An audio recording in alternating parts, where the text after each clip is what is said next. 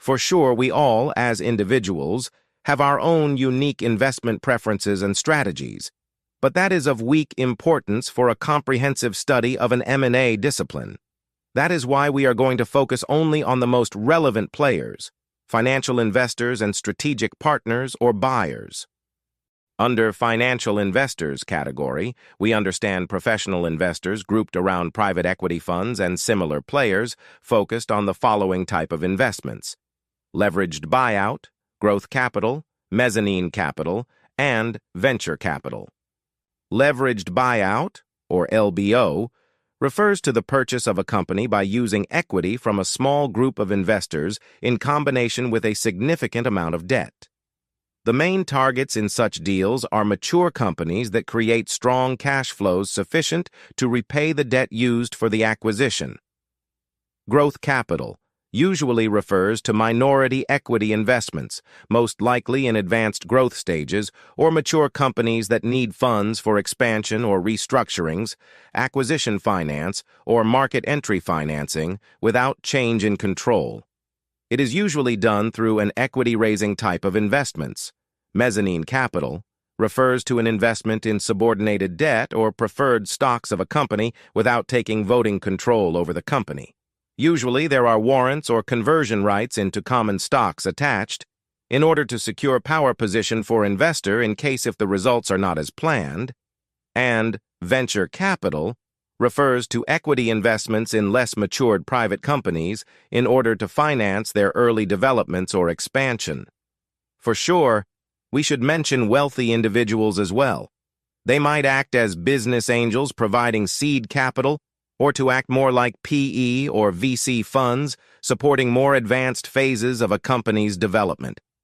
All these players are focused to acquire either significant minority or majority stakes in targeted companies to help them develop in a mid-term period, usually 3 to 5 years time horizon, and make the exit, meaning to sell the stake, earning the money on the price difference. They are not wasting their time on integrating just acquired companies with their other assets or businesses, except in very specific cases when they are playing the role of a market consolidator, meaning from a set of smaller companies creating a major market player. On the other hand, strategic partners are buyers that are already present in the industry either as companies' current or potential supplier looking for an upward vertical integration, companies' current or potential customer looking for a backward vertical integration, direct competitor looking to increase market share, acquire a specific assets, know-how, technology, or brand when target has a specific innovative business model, or to consolidate the market or close the market for additional entrants, and similar, and comparable company coming from another geographic region looking to enter the market where M&A is a means to speed up the expansion process. As you can guess, strategic partners are long-term oriented, looking to stay, meaning to integrate acquired companies in order to exploit synergies or other benefits they are going to develop and nurture over time by working directly with targeted companies. As a result, they are usually willing to pay a higher price than potential financial investors, motivated by pure price difference. But it is rather a general rule of the thumb. In practice, it might be different since financial investors might use aggressive assumptions paired with specific management incentive schemes, favorable capital structure and debt financing terms, and aggressive exit strategies. Depending on investors' type, they all have different investment preferences. For example, investors interested for an LBO type of a deal, meaning significant debt level, they will be looking for companies with the following attributes: motivated and competent management.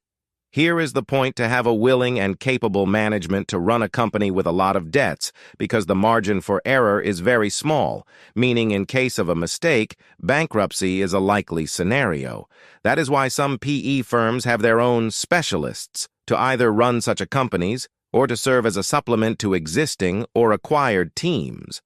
sound and stable cash flows. Here is the point to acquire only those companies that create sufficient cash flows to repay debts and interests taken to finance the acquisition, with a possibility to pay dividends on top. The greater cash flow company generates, it is higher the company's debt capacity, meaning attractiveness because it will require less equity investments. Leverageable balance sheet. Here is the point to find a company that is already debt-free or has a low level of debts, so it will be able to carry the acquisition debt. In addition, it is important to have sound assets that might be used as collaterals, low capital expenditure. Here is the point to invest in mature, or companies that have completed an investment cycle so they will not need a lot of cash in the coming years to maintain operations, meaning the majority of OCF, or operating cash flows, will be at a disposal to repay creditors, quality assets. Here is the point to find companies with strong brands and assets heavy, meaning to have a lot of buildings, machinery, and inventories that might be used as collateral. In general, service-based companies are less attractive because they rely on employees and goodwill, items that cannot be used as collaterals, asset disposal, and cost-cutting potential. Here is the point to find a company that has a spare assets, meaning properties not relevant for core operations that might be easily sold or converted into money, like real estate holdings, jets, or fleet of luxury cars, and similar. Or companies with significant cost-cutting potential will always be attractive because with changes in management structure and operations, cash flow might be significantly increased. That is why some PE firms are focused on distressed companies to restructure them, cut the costs wherever possible, and sold non-core assets in order to distill the money. Unlike mentioned types of financial investors who are mainly focused on current and potential cash flow streams and assets, strategic partners have a much broader picture, and they are more focused on operations and other business-related aspects, looking for synergies and complementary targets. Although synergies will be explained in details later on, some of the most common sources might be cost synergies, and in some cases, revenue synergies.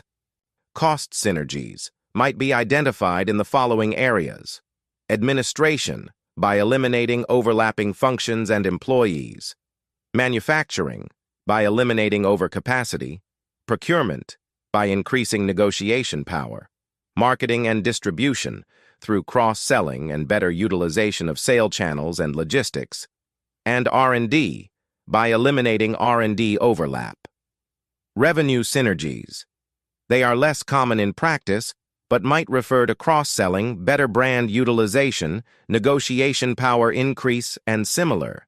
Of course, keep in mind that other financial investors, especially those focused on growth, market consolidation, and similar, are strategy and business-focused as well, not just acting as pure financial professionals.